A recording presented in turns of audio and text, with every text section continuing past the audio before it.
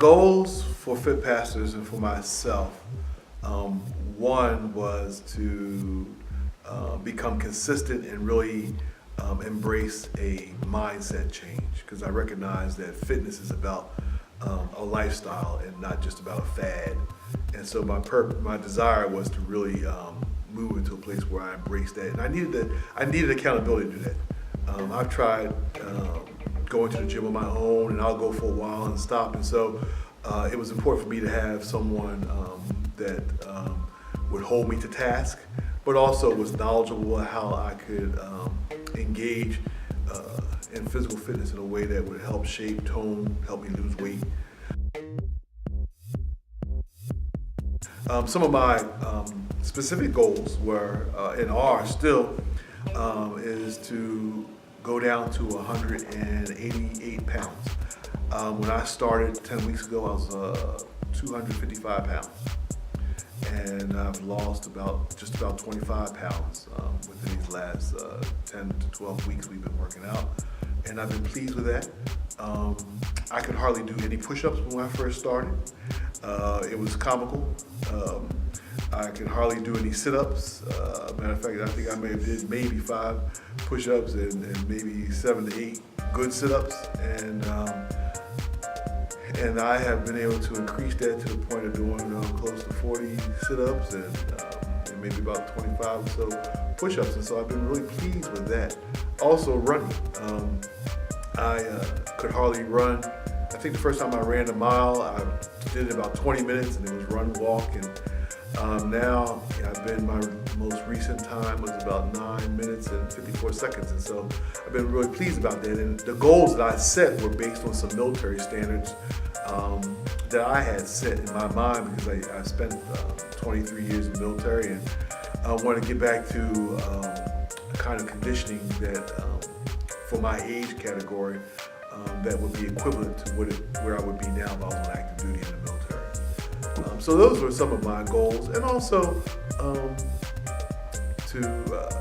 cosmetically, I wanted to lose my love handles and to tighten up my chest and to bring back, if not a 6-pack, at least a 4-pack.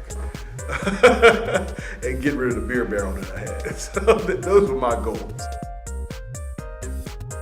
So the most challenging part about my fitness journey has had to do with, I mentioned accountability, but that is just consistent every day, day to day. I do appreciate the fact that you, Brian, will call me when I'm away to make sure I'm still exercising, or even when we're on off days and we're not having sessions. But the biggest challenge has been to really consider my nutritional habits, the way I eat, not to try to starve myself, but to recognize and through your informed knowledge, recognizing I still have to eat throughout the day. It's just what I eat and how I eat. And so some of the biggest challenges have been during the holidays. Christmas and New Year's holidays and Thanksgiving came right smack in the middle of about 6 or 7 weeks after I started.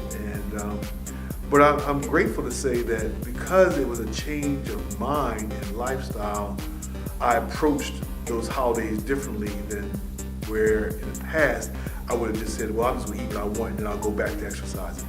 And I think that yo-yo aspect of how people approach, or at least how I approached in the past, this endeavor was, one, not healthy, but two, proved to defeat consistency. As far as working out with you, Brian, my biggest challenge, I don't know. I think my challenges probably have to come in pushing myself harder to make sure that I am living up to my fullest potential and not giving out too early. And there are times when you'll say, okay, come on. And so those are my biggest challenges. And then one challenge is when you don't count right sometimes, and I've done more exercises than you said I've done. So I would say this, in the body of Christ, as ecclesial leaders, as pastors, as shepherds, we have a responsibility to be healthy. That doesn't necessarily equate to thin, but to be healthy and to model it. I think we are looked up to, and we carry habits we model become the kind of habits that our parishioners, our congregation members take on and observe. And so we also have a responsibility spiritually. I can honestly say that tiredness, being winded, being unable to concentrate, longevity in my preaching, are all aspects of not being healthy. And so what I recognize now is my hoop is a little stronger. I don't get as winded. My ability to concentrate and think on my feet is a lot better. I feel good about myself, and I think that is really important for pastors especially. We have, I'm not giving away too many secrets, but I'll say that as pastors, we carry the weight and the burden of so many people's problems and cares that for me, this endeavor has become a form of self-care. I've been able to release tension and the pressure of the weight of my parishioners' problems that I gladly carry because that's the calling. But I think sometimes we over-spiritualize and talk about carrying these things in a spiritual way and not realize that we need to release. We talk about tithing, and our congregation members need to give freely that their hands might be open to receive. Well, truthfully, physically, when you give out of the physical effort, you're able to receive more spiritually as well.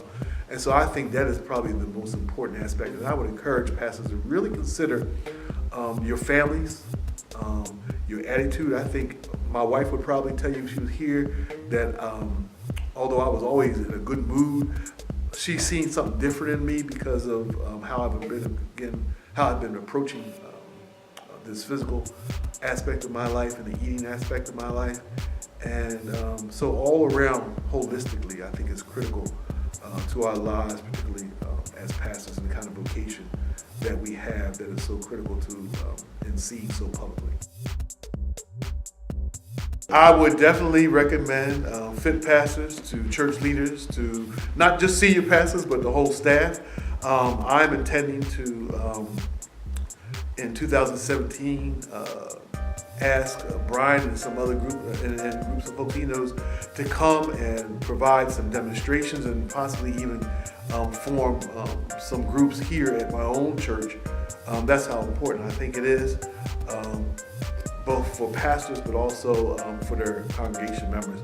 A lot of the people I visit in the hospital, a lot of the illnesses I encounter are because folks don't eat well or healthy or don't know how to. But also because they're not physically fit. And I think it would cut down on the amount of stress, but also the amount of illness and sickness that we perceive of. And again, I just have to go back to this. Sometimes we over-spiritualize. Every illness is not an attack of the enemy. Some illnesses because we're just not doing what we need to do discipline-wise. And that we are called to be disciples, and that word discipline is a disciple. We have a responsibility to also care for this temple that God has given us. And so I wholly encourage it. I'm looking forward to what God is going to do in my life in 2017 through the gift of this ministry of fit pastors. And y'all keep looking because I'm going short. Some of the things I'm able to do now physically that I wasn't able to do before. As I said, I can now run a mile in just under 10 minutes, I'm sorry. I have greater physical strength in my arms and in my legs. I'm able to do push-ups and sit-ups. And when I first started, like I said, I could do about 5 push-ups, maybe, and maybe about 10 sit-ups, and now I'm doing close to 40 sit-ups, and I've done over 25 push-ups. My stamina is greater, and so I'm able to. I don't get as tired or as winded going up steps, walking, and then also the range of exercises that I've been exposed to. I'm lifting free weights. Was something I had never done before. So I am now able to do something called knee-ups. I have one of the biggest issues in my physical shape was my abdomen and my gut, quite frankly. And now, besides the sit-ups, I'm able to get on the apparatus that allows you to do knee-ups. And so I kind of lift my legs up this way which is all working all the muscle of the abdomen, and all that momentum comes from that area. And so, I mean, I could barely do 2 or 3 of those when we first started. Now I do them like nothing. Matter of fact, I'm scared to even say that because I know that Brian's gonna push me further to do more as a result. But also pull-ups and able to jump up on the box with my own inertia and energy. These are things that we take for granted, and I didn't even think. I was almost embarrassed when I first started working out that I couldn't do these things, and now they have become second nature and not easily able to accomplish. And so I'm grateful for that because it shows me also that I'm building in strength, and that also builds self-esteem and encourages you to push harder and go longer. And so now, not only am I going for my 3 sessions, my 3 official sessions with Brian, but I'm going to the gym on my own on off time. And it's almost gotten to a point where I'm going almost 5 days a week, which would never have been the case previously. So I'm excited about that. Consider my daily eating habits. I always drank a lot of water. Mostly I always drank water. But I'm more cognizant of the water I'm drinking, amount-wise, quantity-wise on the end of the day. Previously in my history of trying to lose weight or exercise, I would probably have cut out meals under the guise of fasting, pastors. And not that fasting is a bad thing, we all call it a fast, but to use it as a purpose of losing weight as opposed to a spiritual discipline. And I'm realizing now that you still have to eat the normal amount of meals that you would normally eat today. I just eat differently. So instead of snacking on potato chips or some things that are not healthy, now I'm eating carrots and celery. And my portion control has gone down. I still eat and have changed some habits. I eat more baked foods. I've cut down on the fried chicken as much as I love it. I still treat myself, and I think that's the key. Moderation and knowing how I moved to really thinking about how many calories a day I'm eating as opposed to not eating at all. And so I just am more consistent about the kinds of foods I'm eating and the way they're prepared, which becomes more important than trying to not eat to lose weight, which I think is unhealthy in some ways, or can be unhealthy.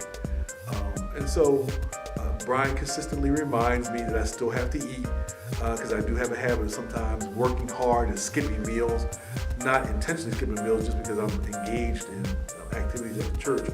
And so I keep little snack packs of carrots and celery and things like that around that are more healthy to eat.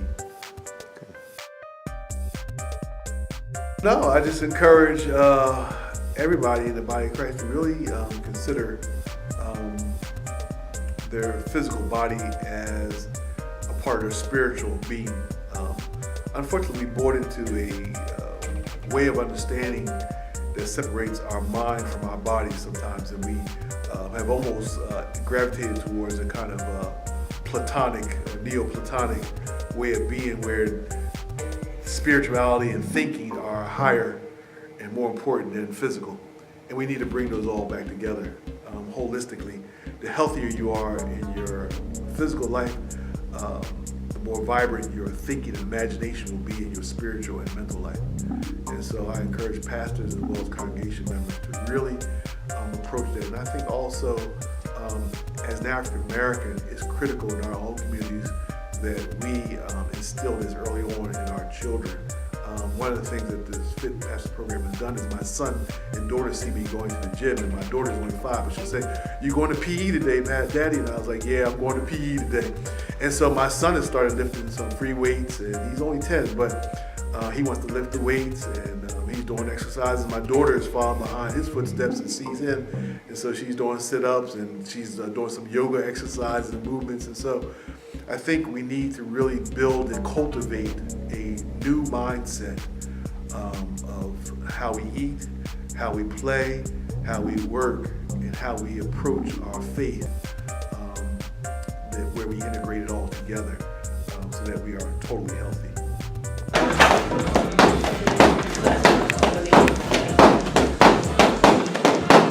Yeah.